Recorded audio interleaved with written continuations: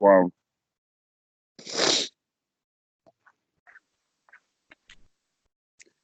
It's good for especially brand new students to hear a little bit older students having some good success. And Yeah. that you were talking about with the breathing Hmm. is really important.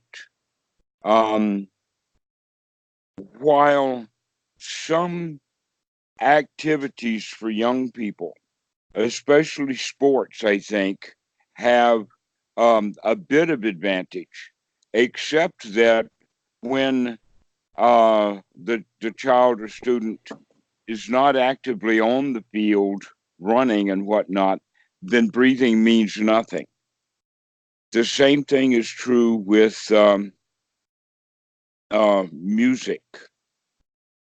Because of high school bands or whatever, almost all of the instruments except for the percussion is wind instruments, which means everybody has to do some breath control.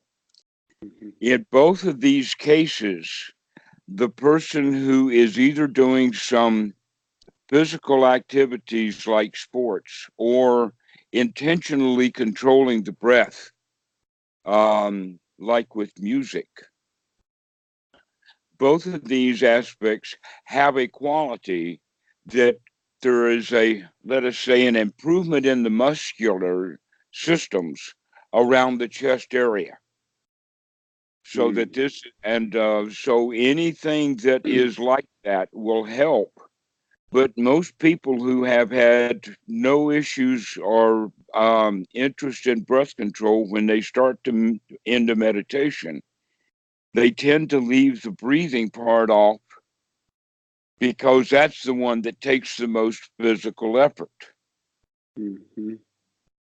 to Hmm. actually Hmm. breathe.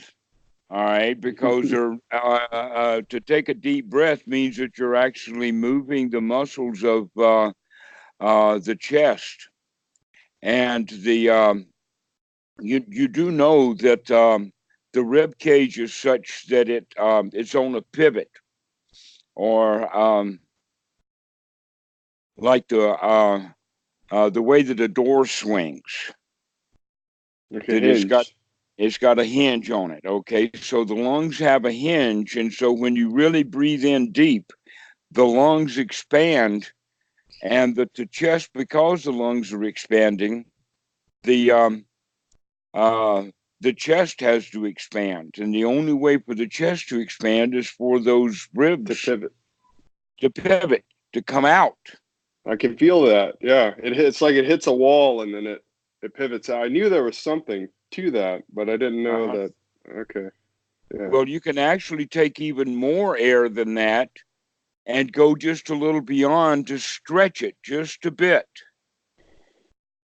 Hmm. And that this is one of the practices that we practiced, especially getting around other tuba players and other brass instrument players, that one of the qualities that we would practice for that would be how long can the individual hold the note. Now, trumpet players can, let us say, within a particular group, several of them can make it up to a minute or a little bit longer, to where trombone players really, really struggle with 1 minute. And the tuba players will struggle with 45 seconds. But it has to do with how much wind it takes to keep a note going. That's the test. That when the note begins to waver, that's when the clock stops. Hmm.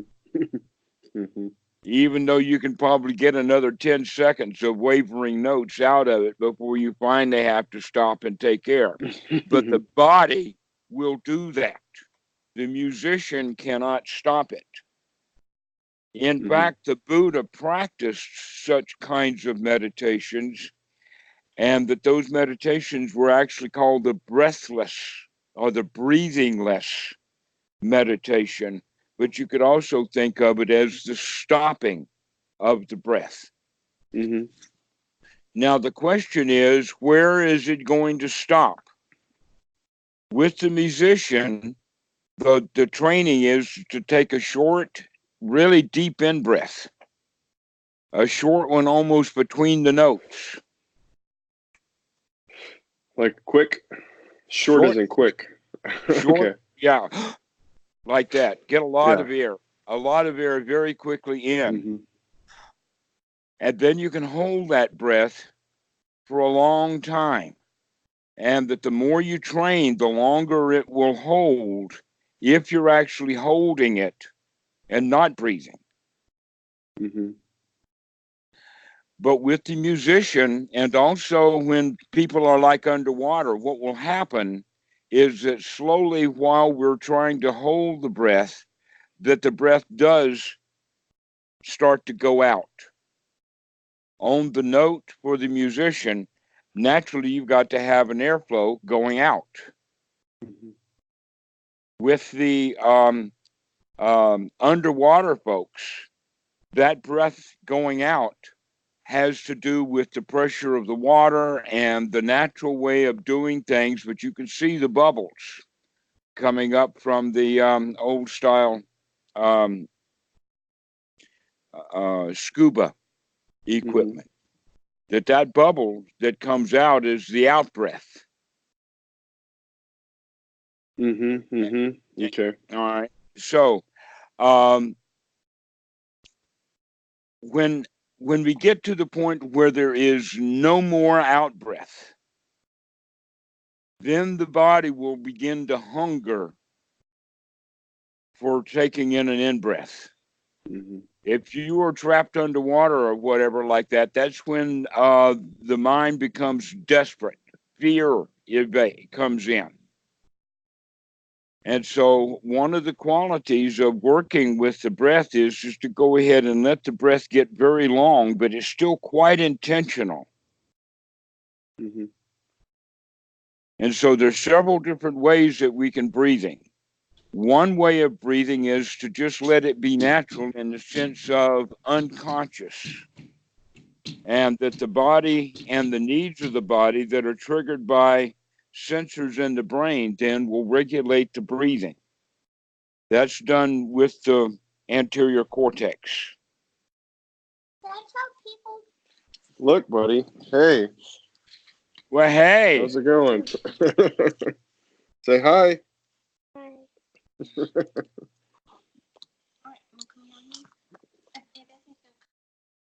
You oh gonna go no, he color? wants.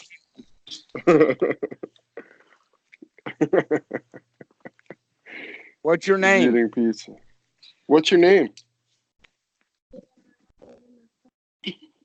My second name is Morel. Morel Mom. Okay. All right. Let's go. Go color, buddy. Are you done with your colors?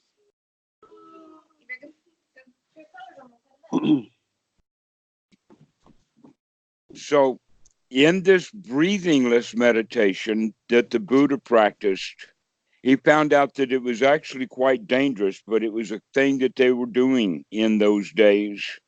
Uh, in fact, India still has quite a really large, eclectic group of really crazy behaviors in the name of religion. Yeah.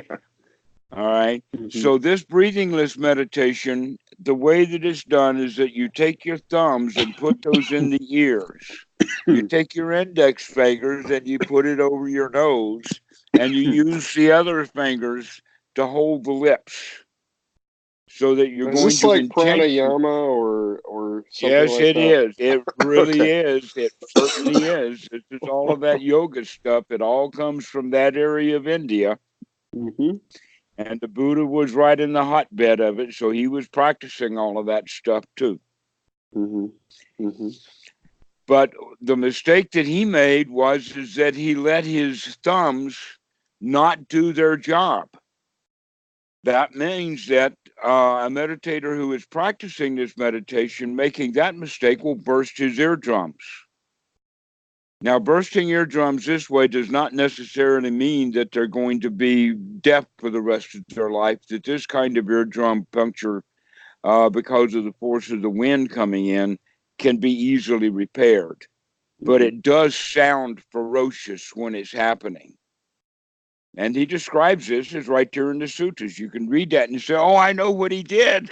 Right? He punctured his eardrums. Wow. That's Through wild. force of, and even kids nowadays will practice that kind of stuff of holding your breath until you pass out, or holding your breath until you turn blue in the face. Normally, that holding the breath is holding the breath after you take an in breath, because you want to keep the oxygen in the lungs to last as long as it will, and let it out very slowly. But this is a technique to where, oh no, you're completely emptying the lungs. You're completely letting all of the air out, and to get to this point sooner, so that now the body begins to starve for air very quickly. These are some of the practices that the Buddha tried that I don't recommend. They're just good stories, but not good advice.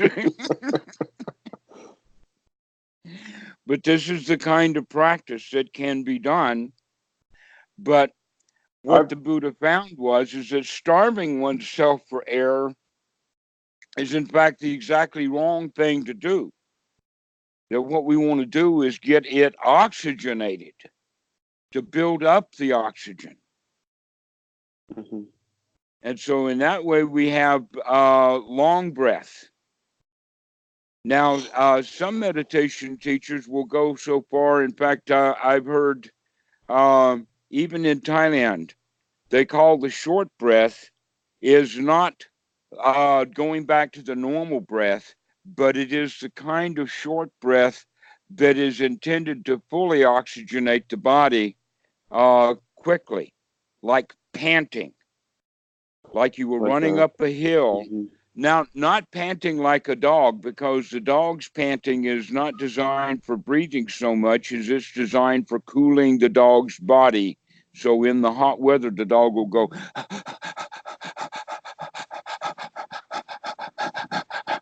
But if you were running uphill, and by the way, when I do that, the mouth gets dry immediately. It has a cooling quality. But that's not the same breath as the breath for hill climbing or running, or when you're doing strenuous exercise. When you have to stop to catch your breath, how are you breathing at that point?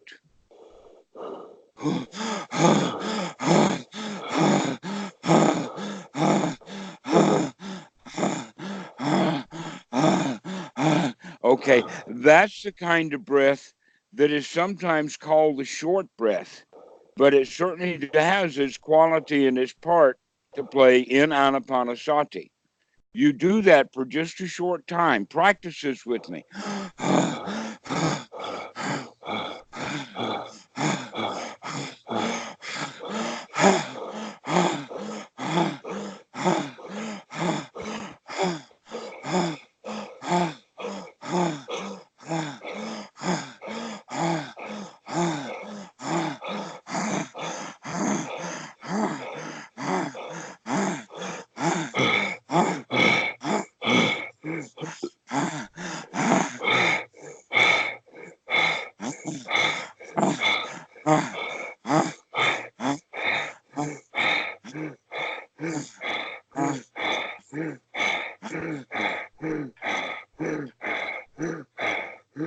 Okay, now notice we've only been doing that for a couple of minutes.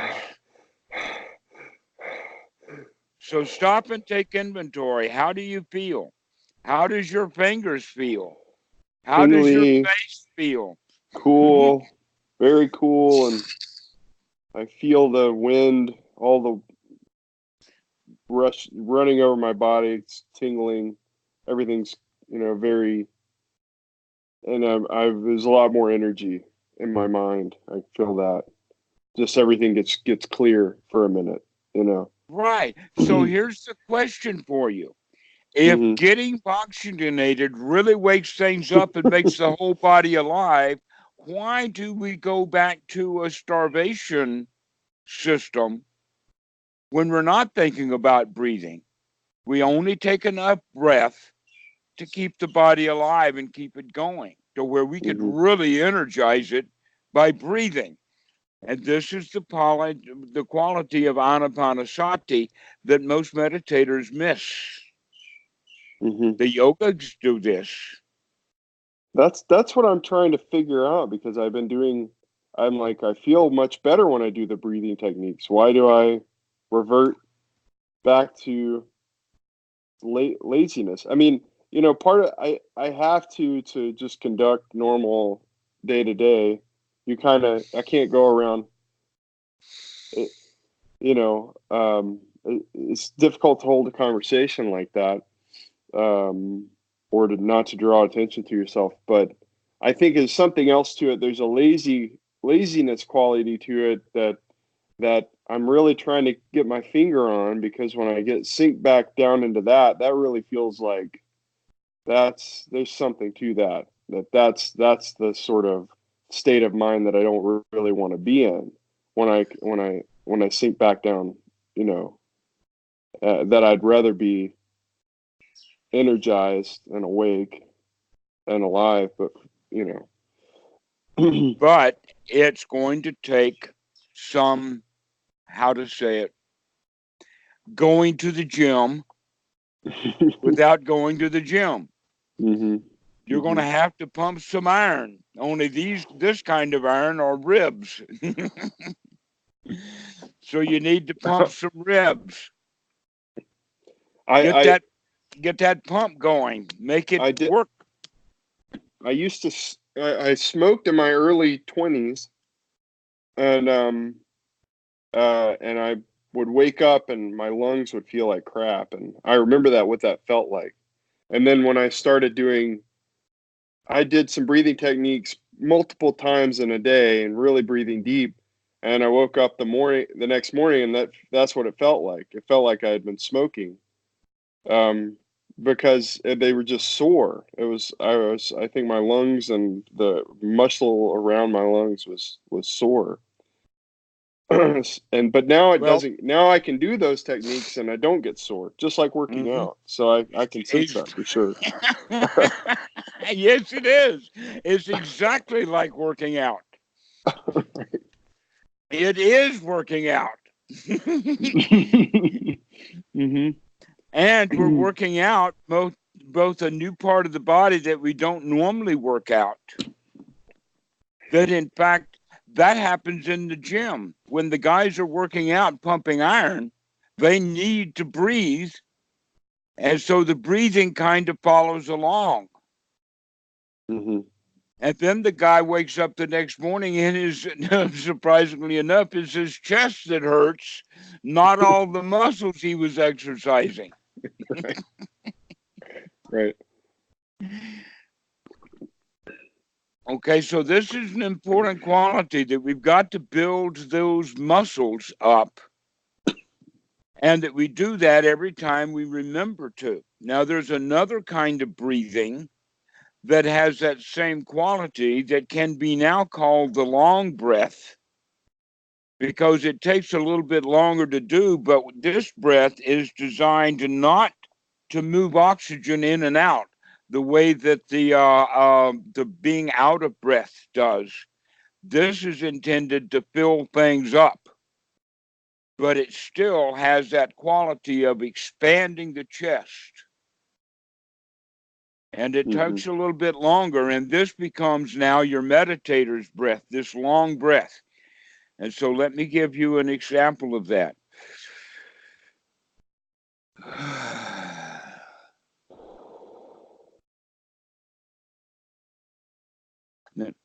Now, that out breath is a relaxation.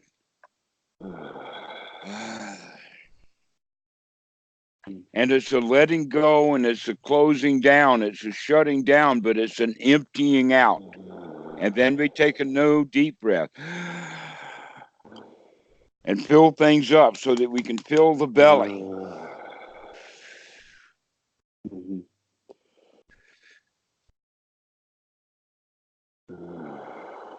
So do you you start with the belly and then to the chest, or start with the chest and then the belly, or does it even matter? It doesn't even matter. That's not an important quality. Okay.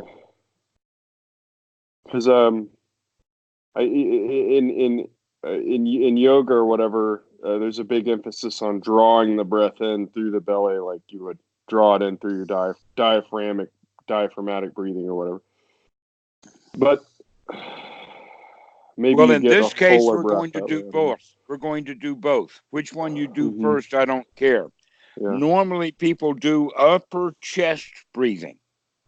Mm-hmm. This is where most breathing is done. Mm-hmm. But musicians are taught directly to do diaphragmatic breathing. Mm-hmm. But the diaphragmatic breathing, even though it gets a lot of air, it doesn't also expand the chest. So we're wanting to do all of that. We want to you want to drop the diaphragm to lower that, and then we're going to expand the chest so that we're going to have almost to the point that the shoulders are going to go up. When your chest is really full, then even the shoulders will rise to take in more air in the upper part. You almost have to arch your back or to get it all the way filled. Mm-hmm. Mm-hmm. All right. Now, this is a kind of a practice. Once you do a few of these breaths, 1, 2, or 3 of them, then you can let it go back to something in between. But now notice the various kinds of breaths that we've talked about today. We've talked about ordinary breathing that nobody even thinks about, and it will change on its own. Then we have the panting of the dog, very fast. We have the out of breath, which we could call a short. We also have the long diaphragmatic breathing. We have the musician's breathing, which is a very short in breath, followed by a very, very long out breath. Mm-hmm. This is also the way that it's funny that meditators don't think about breathing, even though it's called mindfulness of breathing, but that with sports people, the breath sometimes becomes the most important part. Yeah. The most important part. An example of that is the sniper. He has to control his breath. He has to bring everything to an absolute close, a stop. Then he squeezes that trigger. Because if Mm-hmm. there is any movement in the body while he's holding that gun, then that gun will move just a little bit with the body. And for very, very long distance shots, that very tiny movement of the gun will represent 10 yards when the bullet finally arrives. Mm-hmm. And missing an inch is missing. Mm-hmm. Yeah. And so this is a place where breathing becomes the most important thing. Also, on the jerk. Do you know what I mean by the jerk? When you're going to take a very, very heavy load, Oh. like 200 Mm-hmm. pounds from the Yeah. floor, and you're A going to clean jerk or a clean. full jerk, right? Yeah. Like that. And you've got it. And there's a time in that chest area where you're raising it up that you're going to get it up there, and Yeah. you've got to hold the breath. Uh-huh. You cannot be breathing while you're doing that jerk. Yeah. Right. You've got to hold the breath. All right. So a lot of then the preparation for the jerk is actually preparation to get the body energized, so that you can have that energy to jerk while you're holding the breath. Mm-hmm. Yeah. This is actually training. Scuba people train for this so that they can be underwater for a long period of time without panicking, without having that old reptilian brain try to take over. Mm-hmm. That we Mm-hmm. can keep the frontal cortex managing the breathing. And I think that I've told you before that that now the neuroscientists are seeing that the MRI shows that the frontal cortex in two areas, in this area right in here, Right. lights up when we are consciously breathing.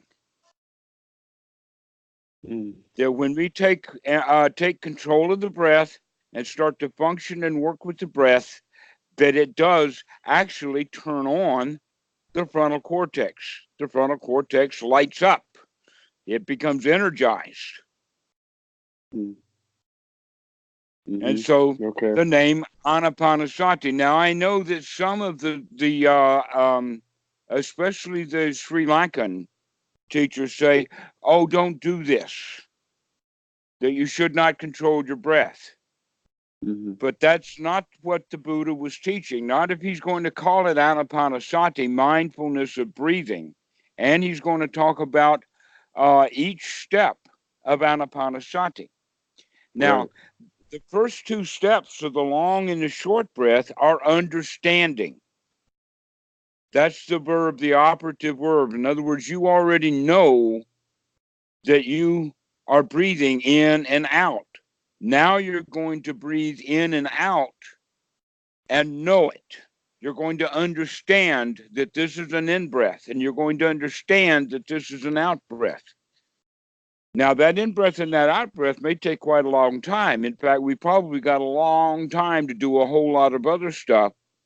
But that point in time when we change from the out-breath to the in-breath, that's when we should be putting our attention back on the breath.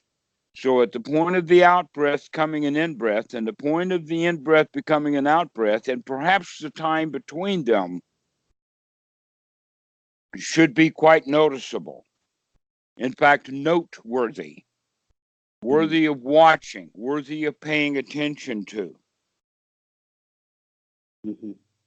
But all of the other verbs of the other 14 steps of Anapanasati use the word train, as in skill development. Okay, so one of the things that we train at is understanding the body. Well, guess what? You just practice that short breath, that panting, or not actually panting, but let us call it out of breath breathing. You do that a minute or two, and your whole body becomes tingly alive.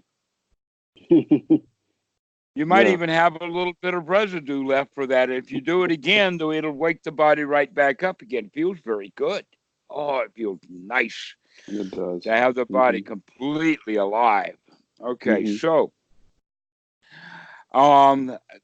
then step 4 of Anapanasati, which is not practiced normally in let us say these 4 orders, but they just happen to be listed, the 4. But eventually the deep breathing and this kind of waking the body up is going to help to pacify it, to take all of the tensions out of the body. Or another way of looking at it is after the lungs get strong, after the muscle system gets strong in this part of the body, now we can breathe and get really well oxygenated without it taking any effort. In the beginning, it's going to take some effort. Okay, yeah. This goes for this whole thing. In the beginning, there's effort, and just like when you were talking about waking up the frontal cortex, I feel like that's what we're doing. That's what we're doing. On the whole, because we're waking up the frontal cortex. But exactly. Yeah. And that frontal cortex is waking up in the state of being the winner. Remember that the reptilian brain is in survival mode. It's to protect you. It's to keep you alive. Its primary chemicals are chemicals of fear, chemicals of danger. What that means is that we're in a victim's position because we are victimized by danger. We are victimized by fear. In other words, we have to pay attention to that which is dangerous. We are captivated by that which we feel in danger from. Our attention has to go to that. We have no choice. We are bound up. We are a victim to it. Mm-hmm. However, when we're waking up the frontal cortex, getting the right part of the brain going and oxygenating it and feeling good, now we're developing the quality of being not a victim, but of being a winner, the one who is now controlling his life rather than being victimized by it. Mm-hmm. This is now the attitude that's changed. This is when we go into step 5 of Anapanasati, where that word rapture or piti comes in. I don't have a good word for piti as a translation, but I know that the word rapture is a bad word for it. It's not a good word. But we could also call it in the sense of when you feel really tingly like that a moment ago, Mm-hmm. that was Mm-hmm. it was vibrant, Mm-hmm. vibrantly That's alive. yeah. That's that feeling. And then there's another breathing technique that I've done on and off for a while. It's called it's this guy Wim Hof. I don't know if you've ever heard of Wim Hof. Um, he does a breathing technique. He it's like it's like it's a long breath in, or it's a, let's say, very deep, fast in breath, and then you breathe out about 75%, and you don't ever stop. So it's kind of circular. You don't ever, like, you don't breathe in and stop and then breathe out. You make it circular. You do it about 30 times until you're really oxygenated and tingly, and then you breathe it all out and hold it. And you can hold it without really wanting any air for a minute, and um, you just feel that tingly feeling, and that's the pity. That's the closest I can come to it. The sense of clarity that you feel in that minute, and that um, um, you feel it all over your body, and you're just really clear. Even your visual field is a lot sharper. And anyway, and then you You're breathe right. in and hold it for 10 seconds. You could breathe. You can actually see better. That's right. Mm-hmm. Okay. So you can see that these various breathing styles and techniques, they all have the quality of: one, it takes effort; two, it develops the muscles so that after you get used to doing this, it takes less effort for the same effect.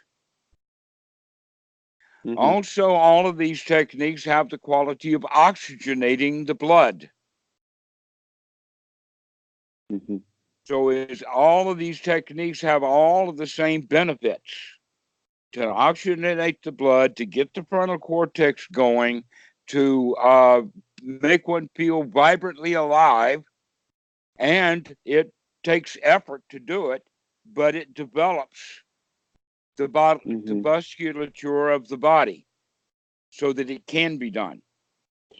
Yeah, it feels like everything, you go through a stage where you go through a stage of meditation where you're meditating at first, and you're like, oh, I'm glad that's over with. Now I can get back to my regular life. And then you get to the stage where you're like, this is nice. Why do I now, I kind of don't want to go back to my regular train of thought. And then you get to the part where you're like, oh shit, I don't have to. You know? So yeah, I definitely sense that. And now with the breathing, it's like it used to be something I would do, and then I'd be like, all right, glad I don't have to do that anymore. I'm tired, or I'm lazy. I want to go back to lazy mode. And now I'm like, why do I want to go back to lazy mode? That's dull, and you know, things are. Because we spent our whole life in that lazy mode, just like we spent our whole life not going to the gym. Mhm. Or nowadays, we spend our whole lives in automobiles, not walking, and then we buy treadmills. Right.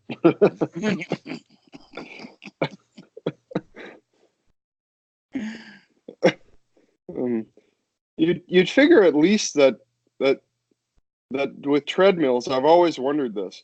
Why not, why power treadmills? Why not just have them generate power?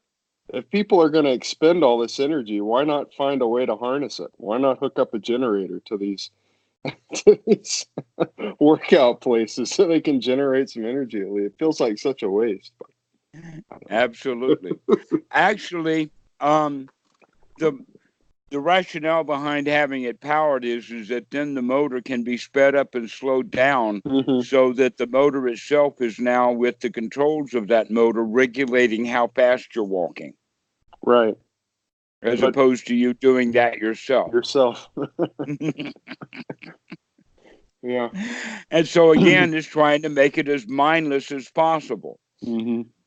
That's what we're doing. I mean, if you think about it, in the old days, how much work it was to go to town because you had to walk the whole time. And then we got a horse, but now we've got to go to the barn and saddle the horse and get it ready and train the horse and hook it to a wagon and all of that kind of stuff. And now we're going through the automobile all the way to AI, right? What Hmm. that means is that we're looking for lazier and lazier and lazier ways to live. Hmm. And that laziness is actually robbing us of being vitally alive. That the smart guys are the ones who are riding bicycles to work, Hmm. if you can get a place to do that. Yeah. Yeah. So, so the whole idea of getting the body oxygenated then brings on these kinds of feelings that give us the feeling of success, the feeling of security, the feeling of, oh, wow, this is great. And that leads us then into satisfaction. Step 5 goes to step 6, where is sukha. We become satisfied.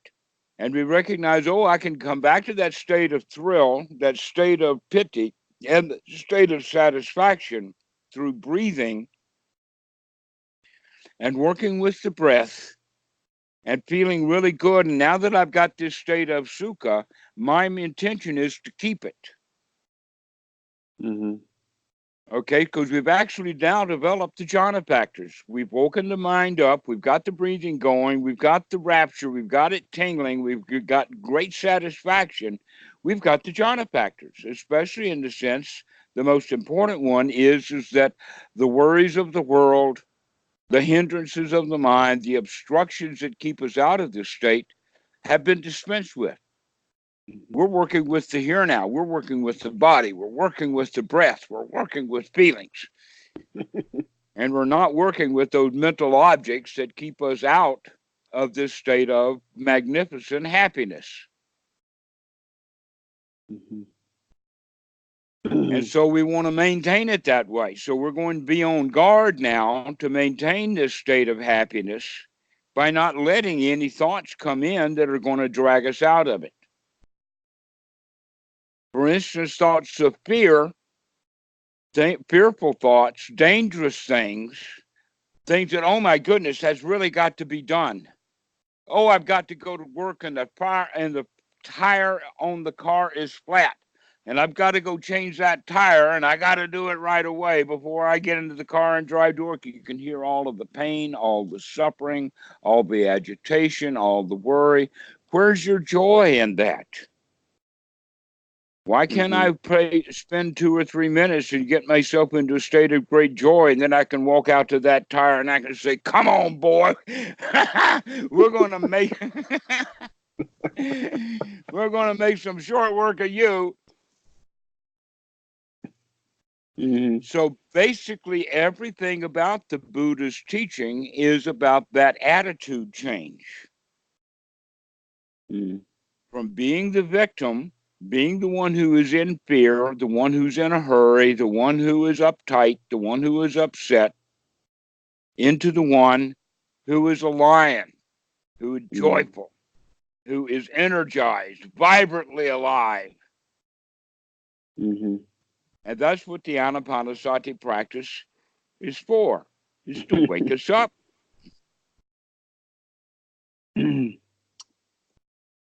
Mm. So the meditation breath that I should be doing during sitting practice, I think I've got all these breathing techniques now, but when I get into sitting practice, I don't.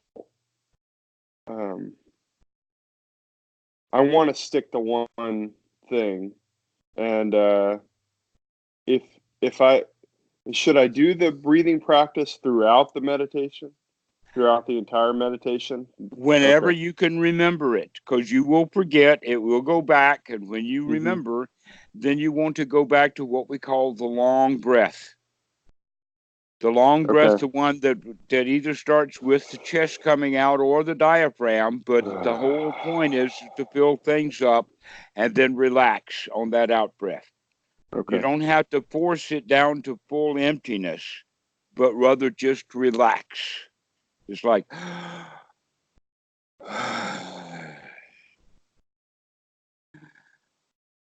And then while trying to get into a state of joy, is that what I should be doing while I'm breathing, or um, go ahead and look for that tingly sensation, because that okay, tingling sensation is exactly the okay, the state of being energized, okay, okay, and let the body just tingle. It just all right, hmm, okay, and you can do that. I mean, you could do that for 30 minutes. You could do that for an hour. You could, okay, all right. I've never attempted that long. Okay, that'll be something whenever, new.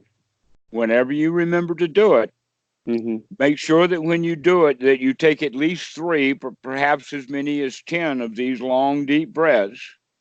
Mm-hmm. Count them out, Mm-hmm. and then let it go back to normal. But then the next time you remember, you do it again. Mm-hmm.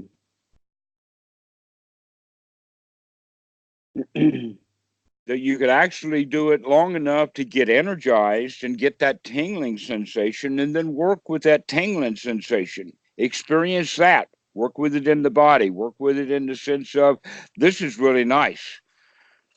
That you feel good about it. It feels pleasurable. So you're working Okay. with the body, with the breath, with the tingling, with the experience of the body, and then you experience this tingling as feeling, Vedana, so that you develop success. That's the one. And then Uh-huh. satisfaction. That's the sukha. Okay. That, oh, this is so nice.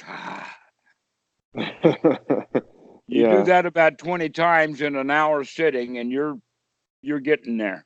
Okay. All right. All right. That's a shift in it's definitely more of a workout now, I feel like. It's this is helpful for me. This is really helpful because um that's what I've been struggling with in sitting practices now. It's like it's just a sense of like, where do I go from here? Um, the jhana, the getting into to first jhana, it's like I don't even know. Uh, I I never I try. I don't even know it's hard for me to tell if I'm in First John anymore. I'll put it that All way. right, Hard all for right, me to go with tell. this tingling. This Okay. tingling that we're talking about, that should be a key factor. Okay. Hmm. Because in fact it is. And Okay. you have to be free from the hindrances. Because if your mind is hindered, you're not doing this stuff. If you're thinking about Aunt Susie, you're not thinking about the breath. Yeah. Right. And so that's also a great part of the satisfaction. Oh, I'm not thinking about all my troubles right now. I'm having a Yeah. ball. All right. I'm gonna work on this. I got 16 weeks so that I'm gonna try to go as deep in practice as I can Don't with think an of it as infant deep. Think of it as often. often. Yeah. Okay. Don't think of it as deep because that's longing and clinging. Think of it as Uh-huh. often. Yeah. Let the Yeah. skill itself take you into whatever deep there is. Don't work for deep, work for often.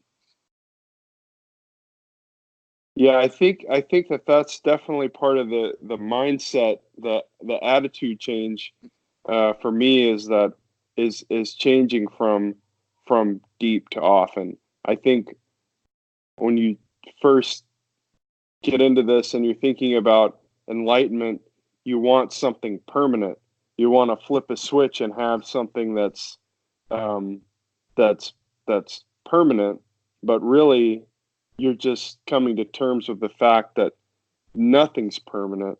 And I was thinking about this because any sort of insight that I have or thing that I learn or you know anything like that, it's never the thing. I'm never going to learn the thing that's going to solve all my problems.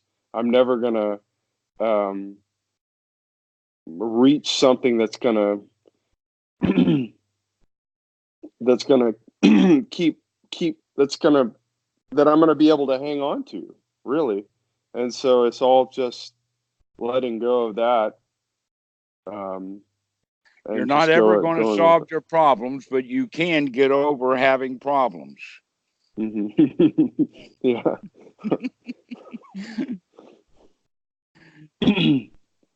But that takes a skill, and that's a skill to be developed. To come back to the here now because there are no problems in the here now. There's only action.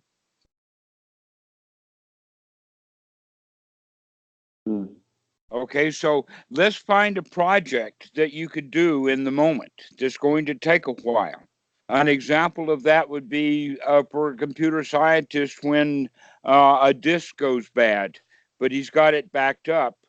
So now he's got to go take the old backup disk and get the new disk and copy the data from the old disk to the new disk. Now, that Okay. could get quite sophisticated, but it's just an activity. There is no time that there was a need for that computer guy to go into bad feelings. Oh shit, I Mm-hmm. lost my data. Oh Mm-hmm. shit, I got to go buy a new drive. Mm-hmm. Oh shit, I've got to go do this backup. Oh shit, I should stop saying oh shit and just enjoy it. The choice. Mm-hmm. Um, yeah, I had one of those moments. I'm trying to think. Um, oh, yeah. I used to have those a lot because in video work, there's a lot there's a lot that can go wrong. There's you're dealing with a lot of little pieces of media, um, having to uh, make sure every little thing in a scene is just perfectly so, and that you don't miss something over here. And if it's all on you, and you can't really count on other people, and so it can be stress. It's not very stressful anymore, but anyway, But the stress is all yours. The project, hmm the hmm video, doesn't have any stress in it. The right. stress is all yours. hmm And The even the activity is stress, just the activity. even the stress if I mess up, it's just mine, and there's no reason to dwell on any of it. But I had a moment like that where I forgot something and left something in the shot and ruined a scene, and I just it's a sort of a sinking feeling. If it's a big deal, you get that sinking feeling right there in your stomach. I was able to, and I hadn't felt it in a while, which is pretty good. But I felt it, and I was like, "Oh, there's that feeling. I remember that."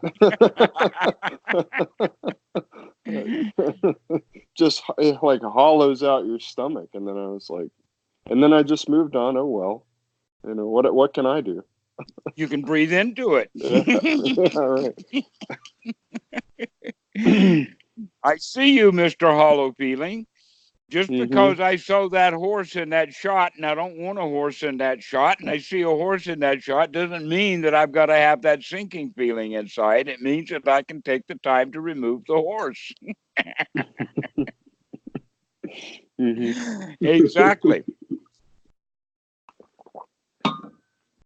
But that takes mindfulness. And that mindfulness is to keep track of those feelings, that sinking feeling. And you're recognizing that these feelings are manageable, Yeah, that you can yeah. manage your feelings. Some of them take a little bit longer. Um, some I'm much quicker with, but I feel like anything that comes up, if I can process it now, I got the skill set to process Yes, you do. it. That's the whole point. So now that's why we're going into this next phase of doing some deep breathing. We're going to jack that thing hmm up a level. We're going right after that pity now. Yep, yep. It def it, it definitely feels like now that what needs to that the letting go, to some extent I have down a lot better than I ever have. But then there's that feeling of it's not quite apathy, but it's just not quite being alive enough, or like you're saying, um, that's what's missing now. So this is helpful for me for sure. All right, you're going to be the lion. You're the champion. You're going to be tingling with vibrant joy. um, I was going to mention, have you ever read Moby Dick? I'm a bit familiar with it, but no, I haven't actually read the whole book. I've got it. It's an incredibly Dharma book. I mean, the whole philosophy of the book is all everything is in great detail. It's incredible. I was reading it because yeah, Ishmael, I guess, Uh-huh. is Does the Moby Dick, does the white whale represent something that he just simply cannot have? right, or the white whale. Sometimes there's a whole paragraph on the whole chapter on the whiteness of the whale and how the the whale is represents something that can't be described.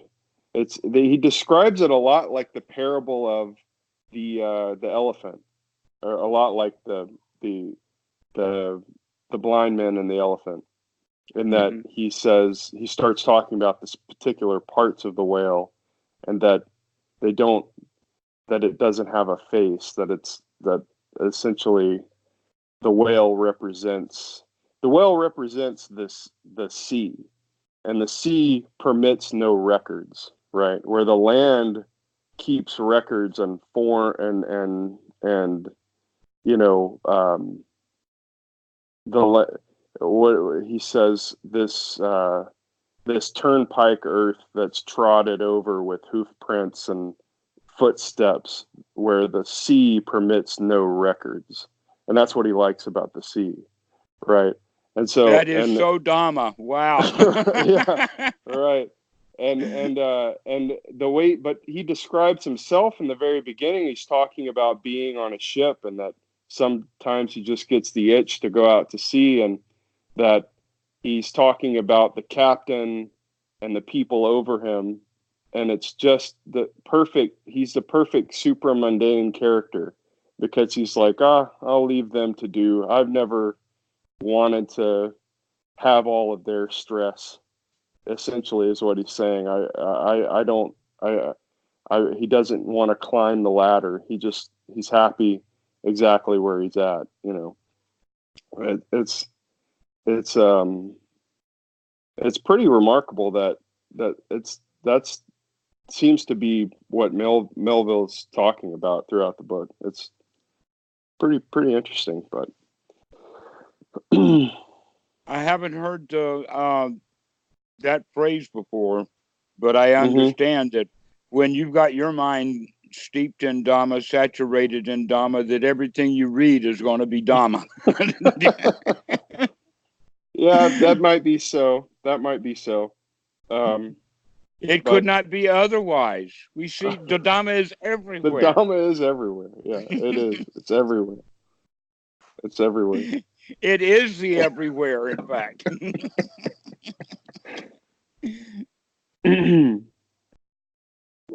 Yeah, yeah. Um, I get these feelings sometimes when I'm in traffic, where I'm just so sort of. I used to feel like I was in my car,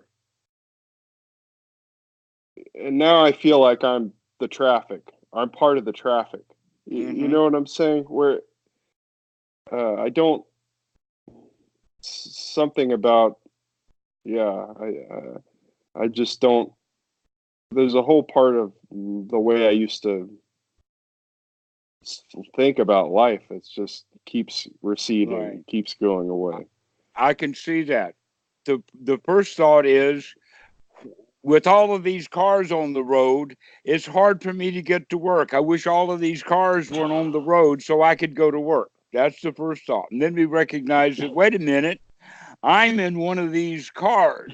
I'm the problem here. All of these other people look at me as if I'm their problem. They can't get to work because of me. And I look at them and I say, I can't get to work because of them. And so we kind of join the crowd. Mm, That's that joke that's back to Buddhist. The joke is the Dalai Lama goes on a visit to New York, and when he's there, he stops at the hot dog vendor, hmm and he says, "Make me one with everything." hmm That's the joke, not the change part. That's the joke. Make me one with Well, everything. right, Okay, well, yeah, this is what we're talking about here is when you join the traffic, when you recognize that your car and you in this traffic is part of the problem, yeah, that we're part of it, that we're in it, that we are one with everything. That if we see a problem with traffic, well, I'm creating that problem with traffic. Here I am.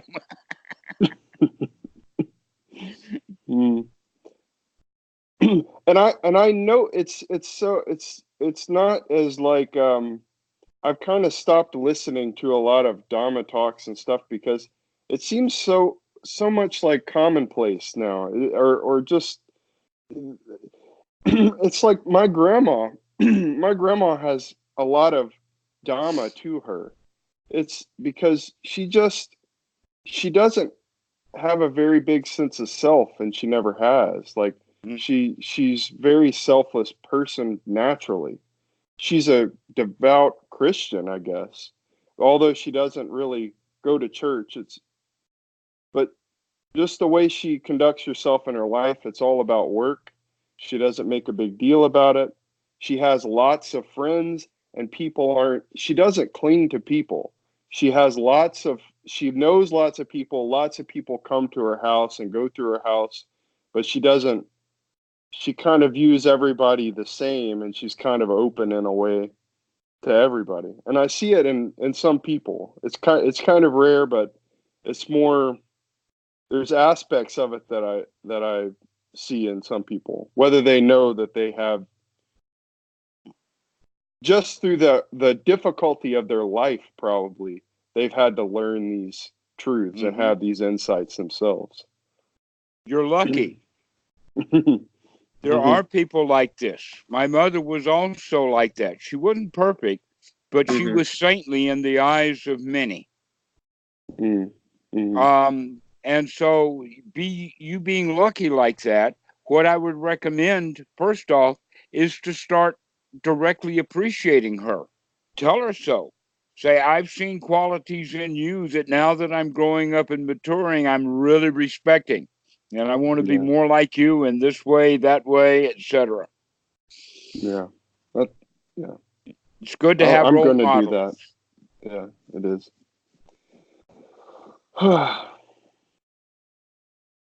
Excellent. All right, Dhammarato. Well, let's bring this to a close. I've had a really happy day. I'm so tingly. May you tingle and boogie right down the path. And you as well. See you. Bye-bye.